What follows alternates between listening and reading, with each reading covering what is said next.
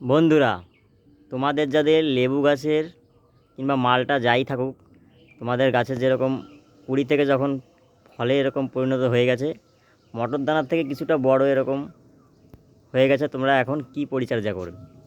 দেখো, আমার কিন্তু এরকম গুটি সেট হয়ে গেছে অলরেডি। কিন্তু এইগুলোকে টিকিয়ে রাখার জন্য এখন কিন্তু আমাকে মাঝে মাঝে একটা করে ফাঙ্গিসাইড আর কীটনাশক, আর তার গ্যাপে গ্যাপে একটা মাইক্রোনিউট্রিয়েন্ট বা গ্রোথ রেগুলেটর পিজিআর স্প্রে করতে হবে। কিছুদিন আগে আমি ফাঙ্গিসাইড আর কীটনাশক দিয়েছিলাম, আর এখন দিয়ে দেবো একটা পিজিআর। দেখো, এটা আমার সেই বাড়িয়ন মালটা, আর এই দিকে রয়েছে ভিয়েতনাম মালটা। ভিয়েতনাম মালটা গাছেও কিন্তু প্রচুর পরিমাণে ফল সেট হয়েছে এরকম। আর এখন দিয়ে দেবো আমি মিরাকুলান একটা পিজিআর। কিছুদিন আগে দিয়েছিলাম বায়োভিটা এক্স মাইক্রোনিউট্রিয়েন্ট, এখন দেব মিরাকুলান।